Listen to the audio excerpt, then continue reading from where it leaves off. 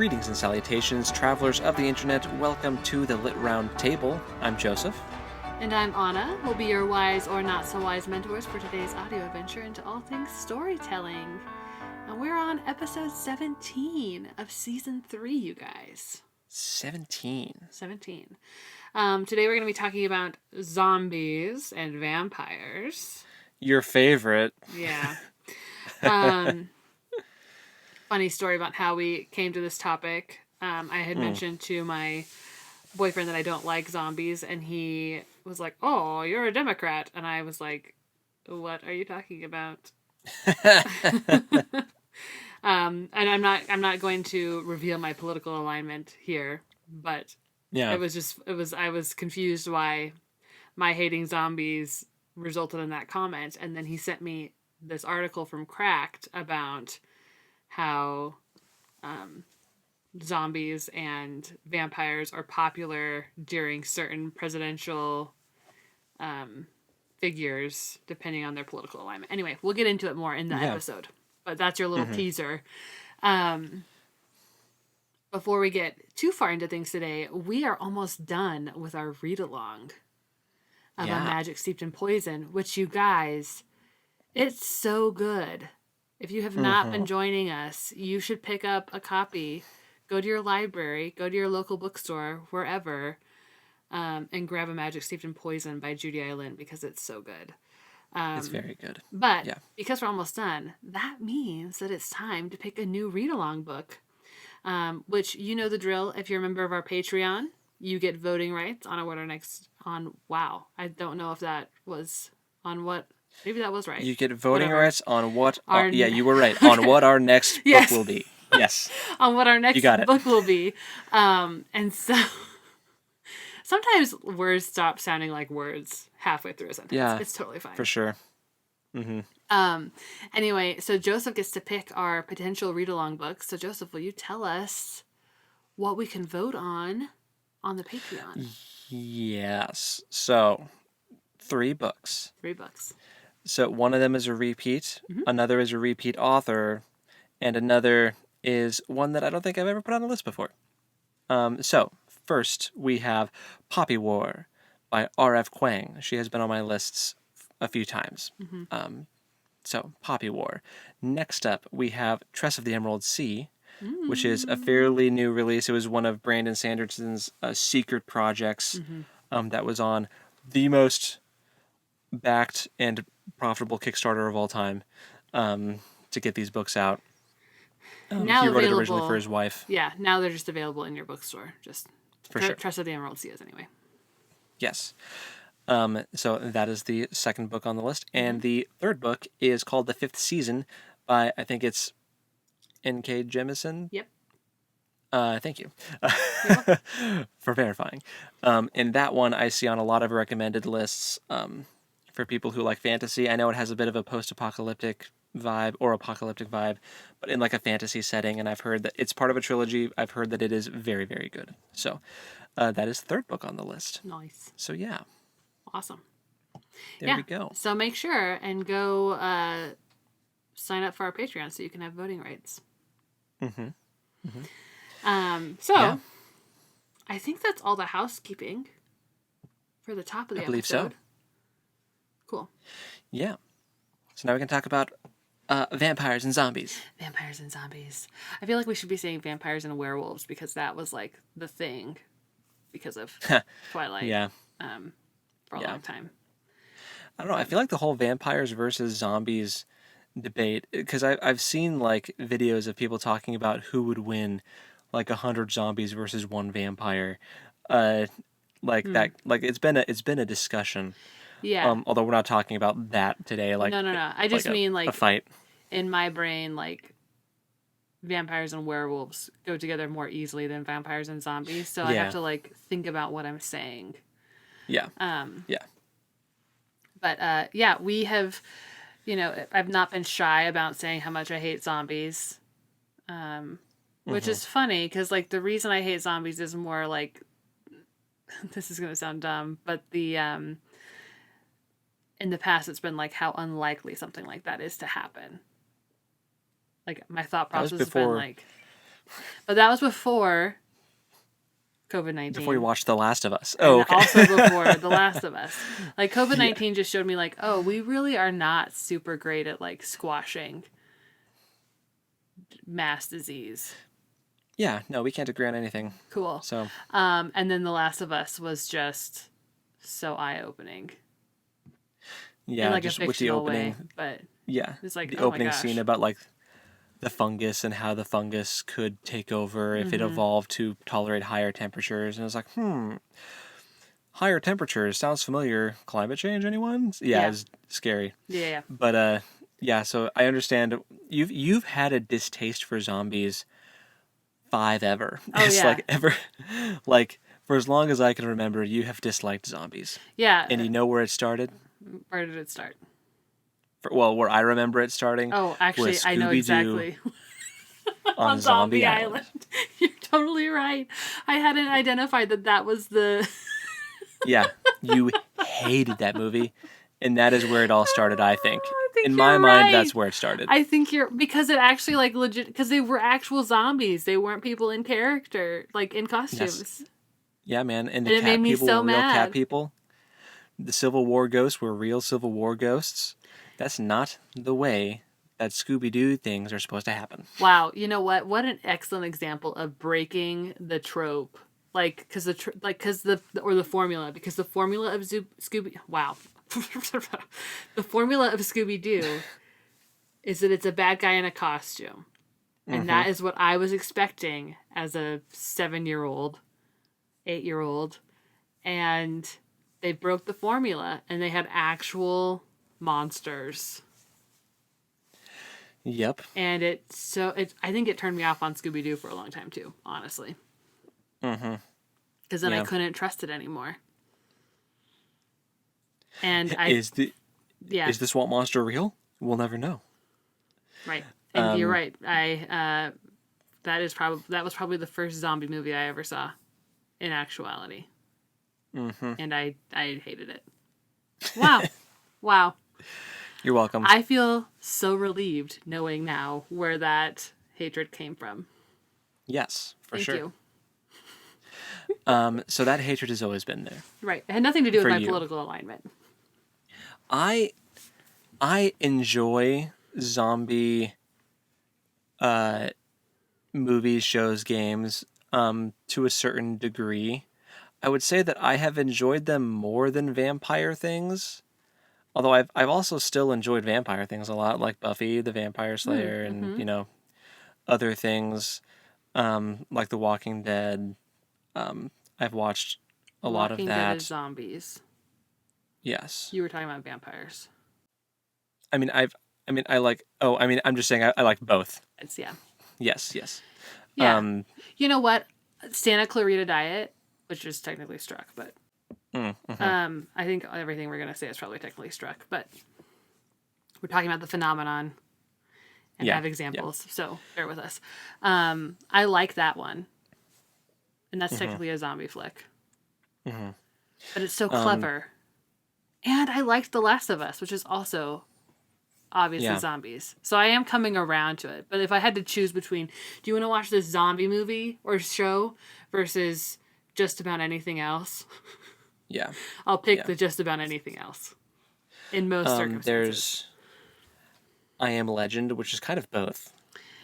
Because I think the book, it's a book adaptation actually. The book, I think they were more vampire-like, but in the movie they took a more zombie direction. And I also enjoyed that one. I don't know if enjoyed is the right word. You were entertained? I guess. You tolerated it?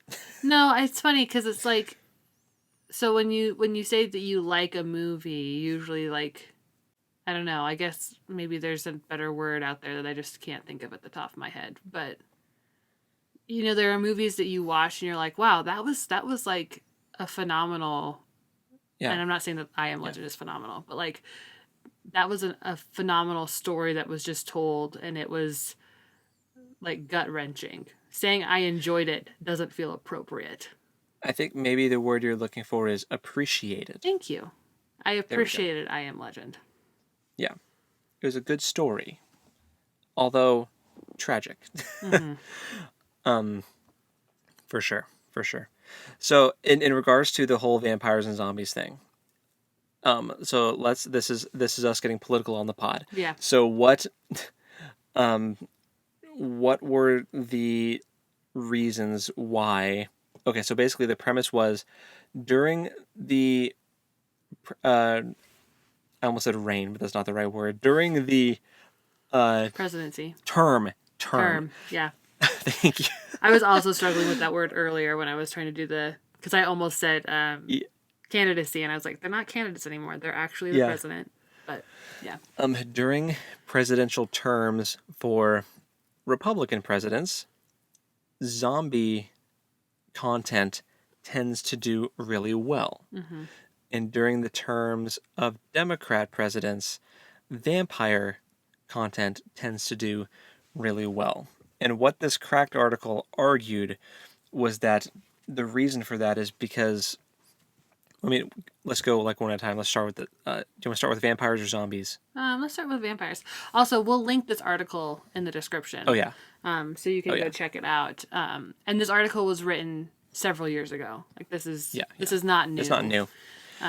But I mean, they have a graph and everything that yeah. I was oblivious because I don't look for anything that has anything to do with zombies generally. So you want to start with vampires? Yeah. So vampires do well during Democratic presidents and not as much during Republican presidents. Mm-hmm. So the reason they argue in the article is because vampires are seen as like sexual deviants. Mm-hmm. They are seen as like part of the article was like watch True Blood and count on your fingers how many vampires are like homosexual or bisexual or have like bisexual tendencies, and you will run out of fingers. Yeah. They are seen as this kind of, so that's part of the reason why they don't do so well with Republican presidents. Also because they are viewed as like blood-sucking parasites that suck the life out of people. And there's a movie, Daybreakers. I think it's got Willem Dafoe in it, but it's called Daybreakers, about a vampire-run society, and all the humans are just hooked up to these incubators and just harvested for blood. But then they run out of humans because they bleed them all to death, and then society collapses. So it's kind of a movie about. So in that way, they view vampires as like this blood-sucking curse on capitalism that's going to like destroy the world and destroy the economy. Sure. So yeah, it's just interesting. But those were big reasons why the vampires were why people on the right don't like vampires. Anyway. And why those videos do well during. Is it? Do we have that flip? Do the vampire movies do well during Republican presidencies? Are you sure? Yeah, they do. They do well during Democrat presidencies because people that are more left leaning like vampires because they're independent. You know, they do what they want. They're more free thinking. Okay. So people on the left tend to enjoy watching vampire content more. Gotcha. And people on the right don't like vampires as much, which is why they don't do as well during Republican presidential terms, like zombies. Thank you for clarifying. Anyway, any more comments on vampires? I think vampires are in, like, even when you look back at Dracula, which is funny because like my first or like my biggest exposure to vampires would have been Twilight as like a teenager. And those vampires are pretty different because the good guys are not like, they don't like feast on humans, but which is also interesting when you consider that Stephanie Meyer was a Mormon, or I'm assuming she's still Mormon, which is generally fairly conservative. So having a conservative come out with a vampire book is interesting. Where the vampires are, well, at least where some of the vampires are sympathetic, but they're going antithetic to like they're like standing against what true vampire culture is supposed to be, which is fairly sexual, I guess. I don't remember reading it as sexual, but then when we watched the movies, the evil vampires definitely have like a, I think the kids would call it riz. A kind of riz about them. The kids. I'm so old. But just kind of this like sexual tension, I suppose, is maybe. Yeah, and I pulled up the article, so now I actually have it in front of me. Mm-hmm. So the reasons why, just so I don't forget anything, so they were like 6 bullet points, 6 mind-blowing ways zombies and vampires explain America. Reason number 6, the right fears vampires because they're immoral sexual deviants. We discussed this. There's like this whole idea of seduction with the vampires. They lure you in. Right. And then so that was so that was the second half of the thought that I lost track of. Thank you for bringing me back to it. That even Dracula has like this like sexual, like he's alluring, right? Yeah. The article even says it's everything mom and dad fear when their little girl goes off to college. Oh gosh. Okay. Anyway, so there's that one. Also, they go into how vampires are used in like branding, using vampire imagery to help sell things like razors and cologne, like which I'd never really. Oh, because of the neck. Yeah, that makes sense. And necks are erogenous. Oh, erogenous zone. Yes. Anyway, I got you. Yeah. And the next one, this is gonna be controversial. Okay. It's a politically charged episode, but it's because we're talking about vampires and different zombies. types of media, that thrives in different types of political landscapes. Mm-hmm. So reason number 5, why vampires don't do well, or why people on the right are afraid of vampires, they're foreigners. Oh. Yeah, interesting. So, I mean, Dracula's this guy from Transylvania. Yeah. Who decides he wants to leave his dark, lonely castle at the edge of an obscure European village and go to the comforts of Western society. Oh my gosh. So, even in Twilight, the bad vampires are from other places and they come to Forks. Like, they come from Italy and... Yeah. In South America. Yeah, man. That's... They put a picture of Angel from Buffy with a turban. Oh, gosh. That's a little extreme. That's cracked. There's a lot of other examples of it without having to do that. But, yeah. Oh, there's also the aspect of, like, conversion, where you can turn someone into a vampire. So being radicalized. You lure them in, you seduce them, and then you turn them, and you can't go back once you've been turned. Which, honestly, is the same as the zombie thing. It is. It's the same. Which is fascinating because, both sides of the political spheres have similar fears about the other side in that regard. Right.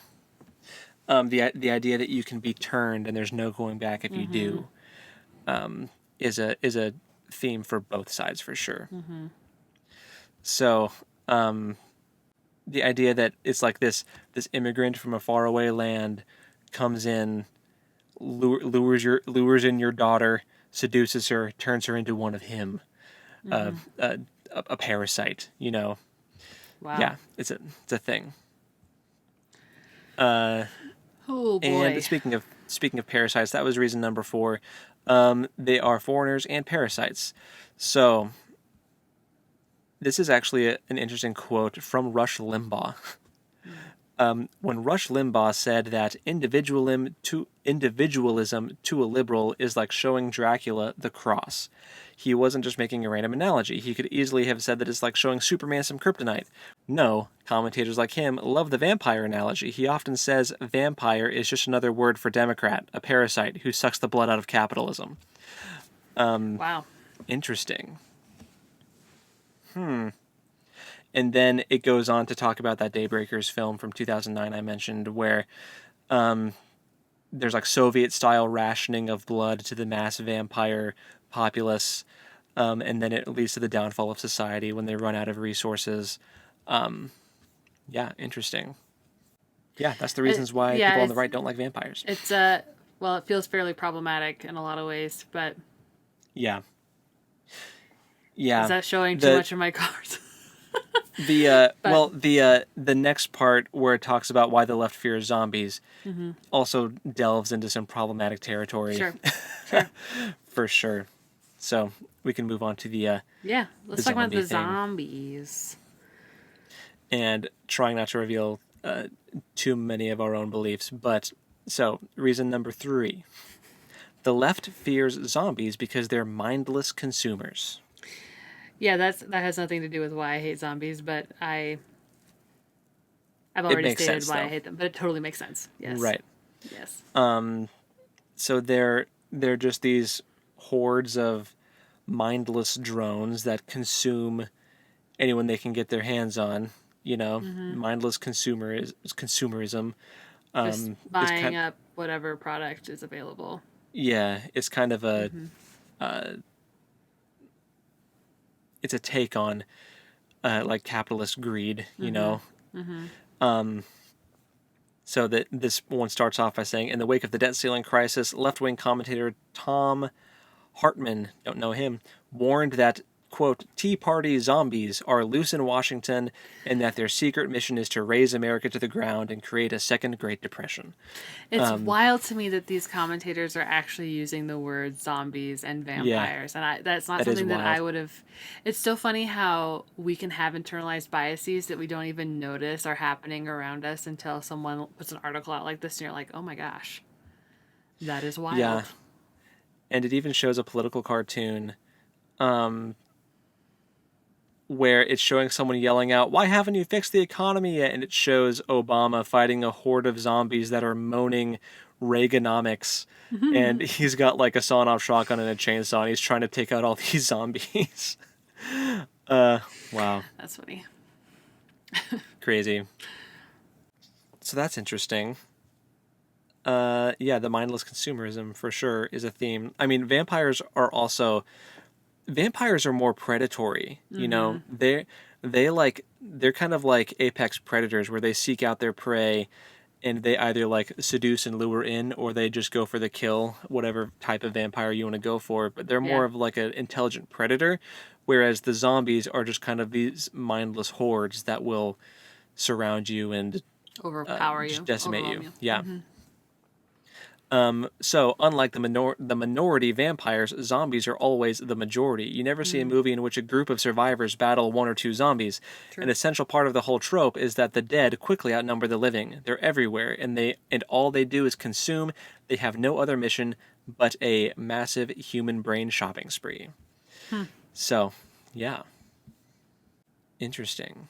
Oh, and then right, I did want to bring this up. So, in one of the Romero zombie movies, the survivors are I think it's Dawn of the Dead.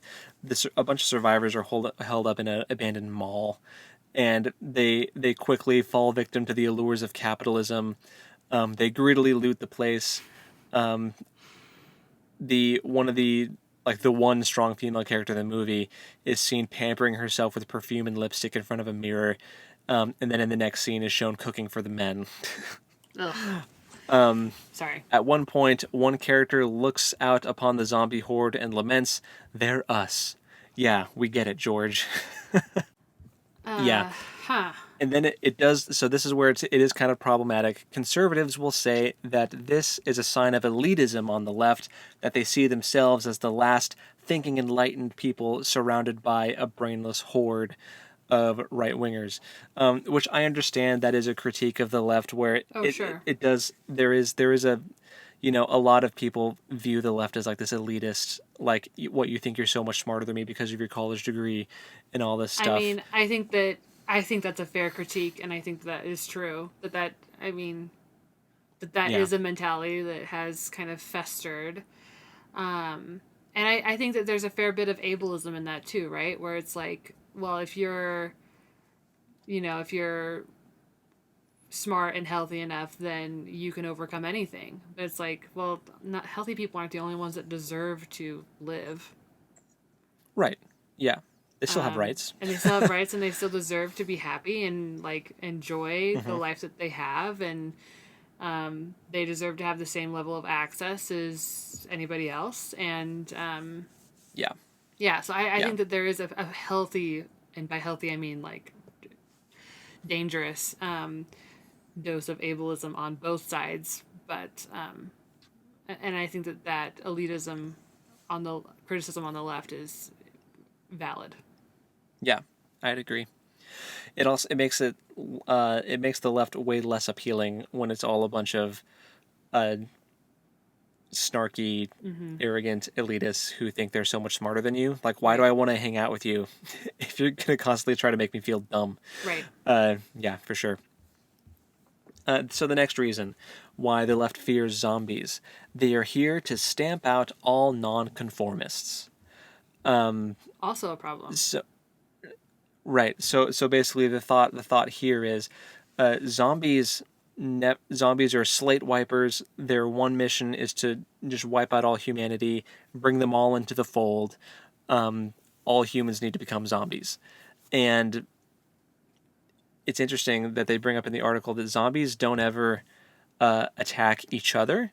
Like Mm-hmm. zombies don't ever eat other zombies. Mm-hmm. They only ever eat uninfected or like non-zombified humans. Mm-hmm. So it's kind of going after the.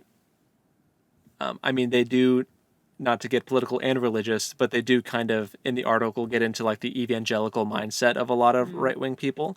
Mm-hmm. A lot of people who have an evangelical mindset will try to convert other people, even as far as going like door to door, whereas like like the whole vampire conversion thing is much more like individual and like personal. Mm-hmm. The zombie one is just you go out in hordes and That's eat colonization. eat anyone you find. Yeah, Yeah. yeah. So that's interesting. Hmm. There's that one, and then reason number one, they can't think for themselves. So Yeah. again, problematic. Yeah. I mean, saying that about zombies is true. Saying that about your neighbor is unfair. Yeah, but calling like yes, zombies are mindless hordes that consume all they see, but saying that your right wing neighbor with the Trump sign is a mindless drone. I mean, you can say what you want on whether or not they're a victim of like brainwashing or indoctrination or whatever, but it's not fair to say that someone is Brainless. yeah, or that they can't think for Mm-hmm. themselves. Some people are just taken advantage of by the media they consume. So And I mean, either side could make that argument. yeah, for sure. Yeah, and that's what the right says about the left with, you know, CNN and MSNBC and all this stuff, and then the left says that about the right with Fox and all this stuff. So yeah, it's a thing. But yeah, it's interesting the way that politics influences what media is Yeah. successful in that time frame. Yeah. So, yeah. What I was saying about the internal biases is fascinating. Not what I said was fascinating, but like the phenomenon that we can be so unaware of those internal biases, Yeah. and how influential they can be in like all things. Mm-hmm. Which is, speaks to our. I want to give some credit to the people that create these zombies and vampire movies or shows, and that they're able to identify some of these underlying currents. Mm-hmm. I think that's incredible that they were able to identify that. And Yeah. It's just another way that fantasy, sci-fi, and mm-hmm. horror, the horror genre, are Mm-hmm. able to tell stories that are relevant, but still using these fantastical or creepy story elements to do Yeah. it. it's cool. So hats off to them for sure. Yeah. Yeah. And I think I just want to put this out there that I think it's fair to be critical of both political parties. And if you're in a particular party and you're not able to be critical of your own party, then I think that's a problem. Like, I think you have to be able to identify that there are issues on both sides of the aisle. No matter which side of the aisle you happen to find yourself standing on, like, I think it's important to be thoughtful and critical about all of it. So for sure. I did want to say one last thing. This is just a quote that I thought was funny. It says, maybe we owe Stephenie Meyer an apology. Maybe her sympathetic, sexy vampires are an attempt at no less than staving off Civil War II. All we need is for somebody to write a book about sexy zombies. Which actually, I feel like the sexy zombie thing was actually done with, remember iZombie? yeah. That was one. And there was also, it was a movie. It had the guy was the zombie. I think he was the guy from the Tolkien movie. He's like, I can see the poster. I just don't remember what the movie was called.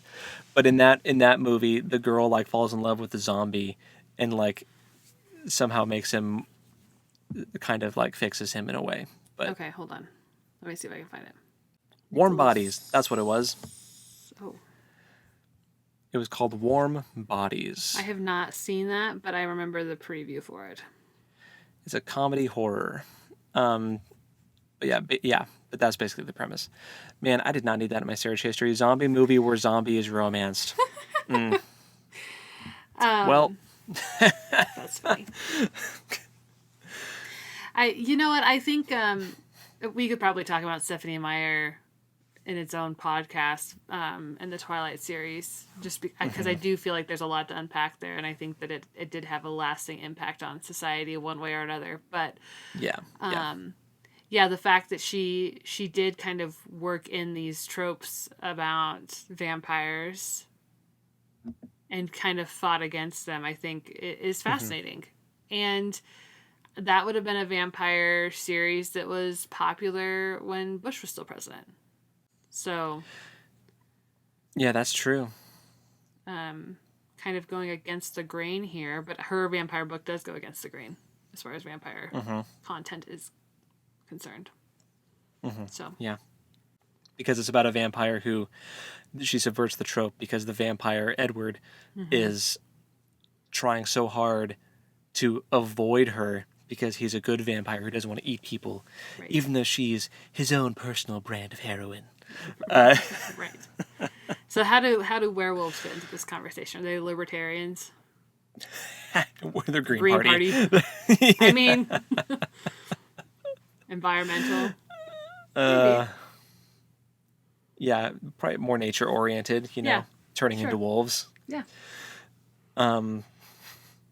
So is that enough about vampires and zombies?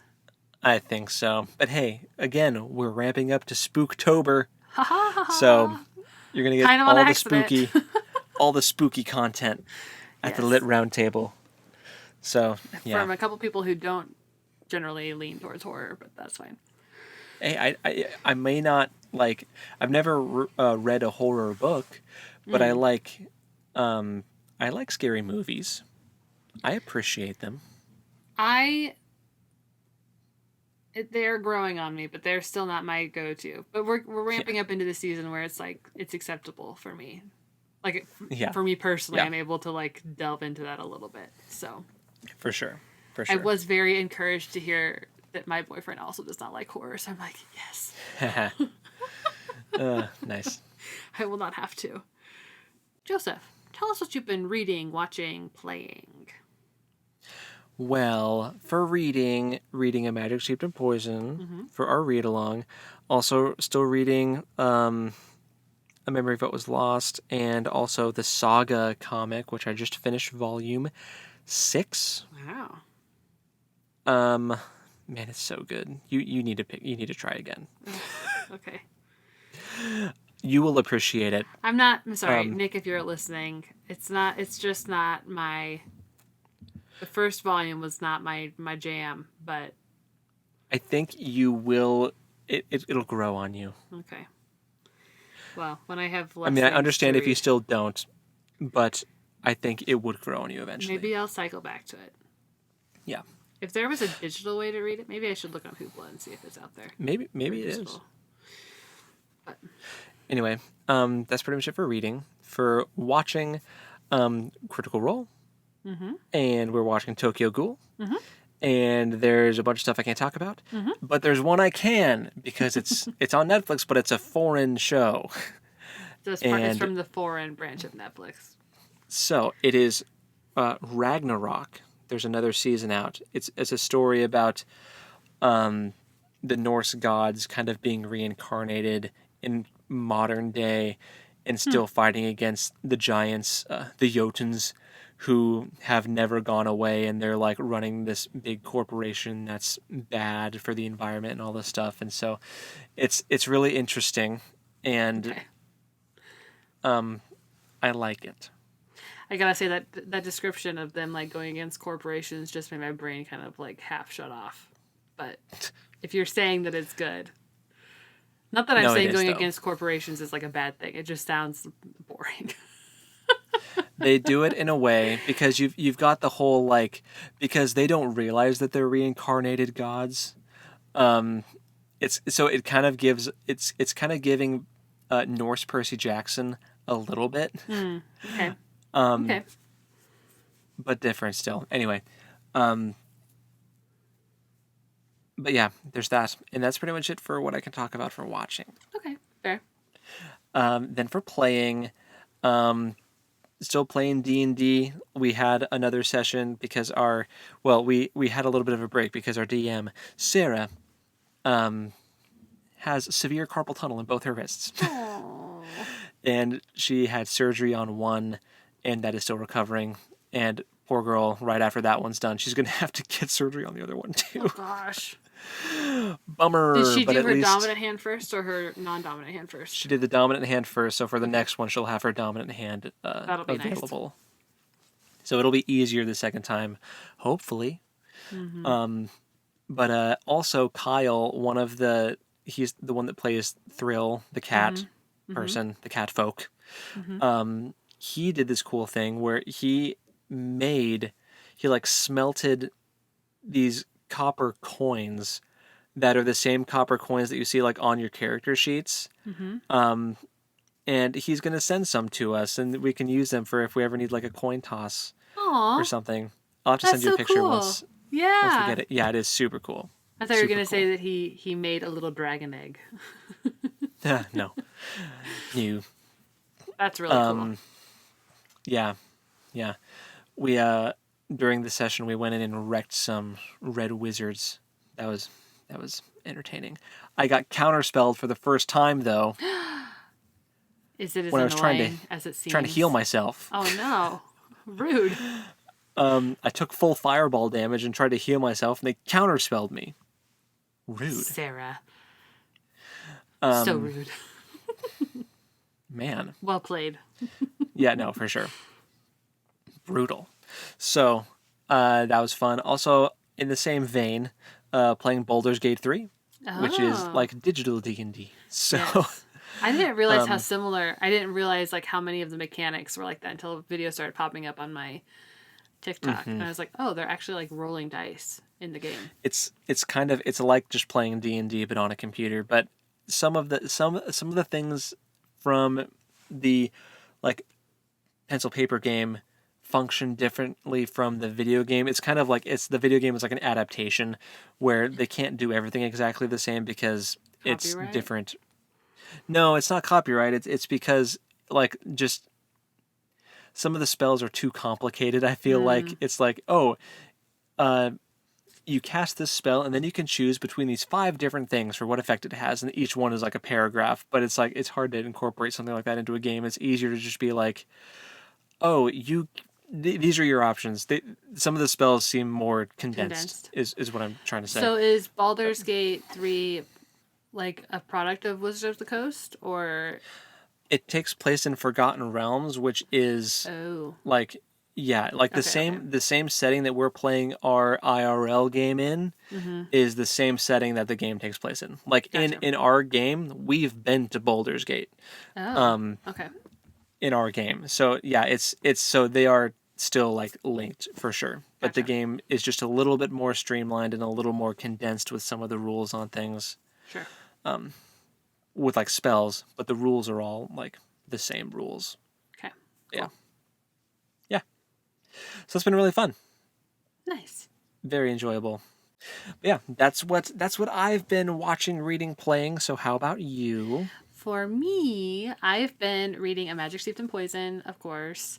I also started reading Legends and Lattes by Travis. Oh. Baldree, I think. Hope it started that. Yeah. Yeah. And I've also picked up my Witch Hat Atelier manga again. I'm on volume 4. Nice.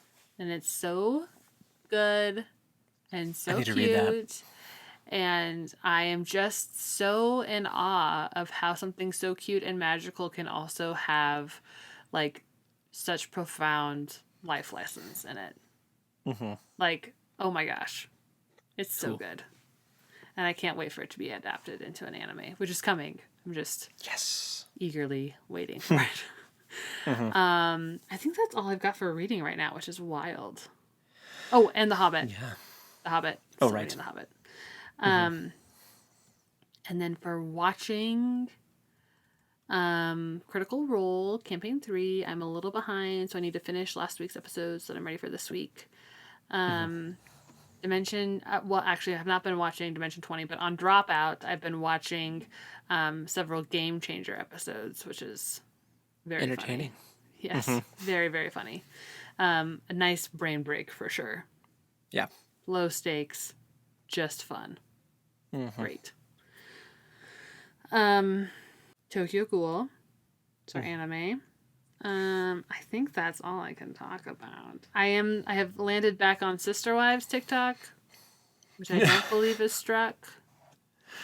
So I've been watching episodes on TikTok, not on the actual platform. Yeah, no. Of course not.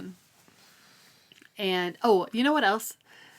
I don't know why I always watch these videos, but there's videos of people rolling jars down steps. Have you seen these videos? I love those videos. I love them too, except that I am always like, that's so much glass to clean up. I know. What a mess. But it's satisfying for some reason. I know. I don't know why I watch them, but I can't look away from them. I like guessing which ones are going to make it and which ones won't, because usually you can tell, like, oh, there's no way that makes it all the way down the stairs. Right. But then there's some surprising. There's some sturdy pickle jars out there. There are. There are. And there's some real weak wine bottles. Yeah. But it's fascinating. But I just find myself thinking a lot about what a mess to clean up. And the ones that are like filled with stuff. I appreciate the ones that are jars filled with other things, because originally it was just like jars with the original contents in them, and that felt so wasteful, like for food. Like you're just wasting that jar of pickles, because once the glass breaks, you can't eat the pickles. Obviously, not safely. No. So now that they've been refilling the jars with other things, it makes me feel a little better about it. Anyway. Yeah. Weird little tangent for. No, you're good. But since we can't talk about things with actual storylines. Oh, I want to talk about. There's 2 shows I really want to talk about. I know. Here. Okay. I know. And then for playing, I have honestly not played on my Switch much because, you guys. Okay, I quit my job. And I've been off now for 2 weeks. Start a new job next week. By the time this comes out, I will have already started my job. Yeah. But in that time, instead of like being super leisurely and just like vibing in my house, I've been doing major house projects. So I've not really had time, which it's great. I'm so glad that I've had this time to actually get these things done. For sure. But yeah, I have not been playing. Although A couple weekends ago when I was at my boyfriend's house, he had me try his VR set. Have you ever done VR? Not any modern VR, no. Whoa. Is it cool? It is cool. So I did the Did you do Beat Saber? yes, thank you. I was Nice. holding my hands and you knew exactly what I was. Yeah. I knew. I did Beat Saber. I did the first song. Okay, here's the deal. The VR headsets are not supposed to like actually touch your face. It's supposed to be a headband that goes around your head, and like the part that goes over your eyes is not supposed to touch you. I didn't know that. So it was like touching my nose, the bridge of my nose. And by the time I finished my first song, my nose hurt so bad because I just kept like Anyway, once we got that figured out, it was much more pleasant. Yeah. I tried doing an Imagine Dragons song on like hard. Oh my gosh. Nope. So bad. I was like, I gotta get out of here. I can't even. I gotta leave. I gotta get. I'm blind. There's too many colors. Too many boxes. it was a lot. And then Blake had me try a different game where you're like actually walking around, and he was like, you can get motion sickness from this one. So if you start to like feel motion sick, let me know and I'll help you get out of it. I was like, okay.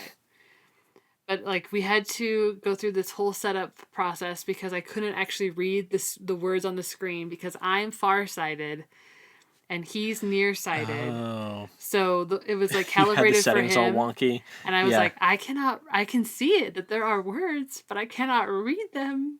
So I had to go through the whole setup thing, and that made it better. But I think I need to take my computer glasses next time so that I can have vision help with the seeing things up close because it's so close to your face.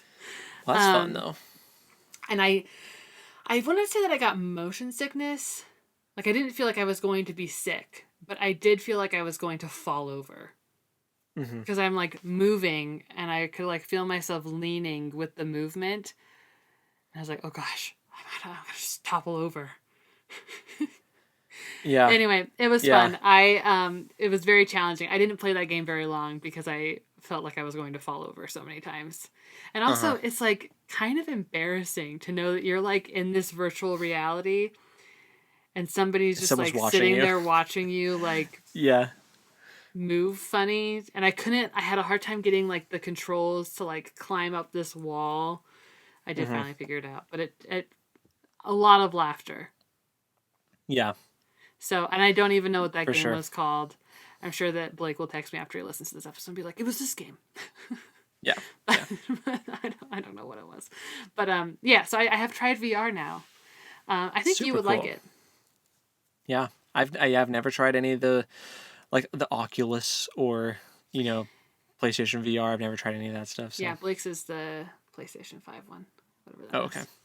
And we also played a couple rounds of Fall Guys, which I've never played before, but it was so fun. Oh man, the chaos. It was so fun. That's awesome. Yeah. Oh my gosh, we could totally. I'm gonna have to talk to Blake about that. We could play that even when we're not like on our weekends, not together. Is it cross compatible with Switch and? Yeah. Or does he also have a Switch? He also has a Switch. But when we played it, I was playing on the PS5 and he was playing on the Switch. Oh, okay. So it's cross compatible between platforms. Cool. We could all play it together.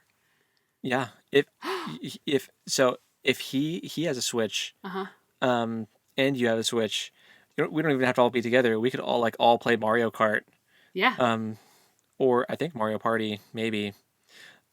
We could all play. Well, you two could definitely, if you got Stardew Valley, you guys could have a farm together. Aww, so cute. Yeah. Well, I've been meaning to get Stardew Valley so that you and I can play together occasionally, but I have not done that yet. I've only got 2 games. Yeah. Technically 3, because the one has both games in it. But I suppose I have to have Fall Guys. Anyway, I'll figure it out. But so we have potential future gaming parties we could do. Yeah. Which is fun. Yeah. So for sure. Okay. Anyway, that's all I got. Cool. Which, you know what? That's more for playing than I thought I was going to talk about. I forgot that we had that like time on the weekend where we had played a bunch of stuff. But yeah. Well, very fun. I'm glad you got to have fun in VR. It's wild. Super cool. Blake's really good at whatever that game is called. The Saber. The Beat Sabers? Yeah. Yeah. Yeah. Anyway. What was this episode about again? Vampires and zombies. So that's the conversation about the vampires and zombies and which when they do well in certain political climates. And all the other fun stuff we normally talk about. So once again, if you want to vote for the next read-along, go to our Patreon. Become a patron. Do it. Any tier gets you voting rights. The top tier gets you a bonus episode every month. And this month, I talked about some spooky Lord of the Rings stuff with Ungoliant, the mother of spiders. Yeah, fun conversation. Yeah. Agreed. So, if you're interested in that, go check that out. Yeah, I guess until next time, go read something cool. And we'll talk to you next time. Later.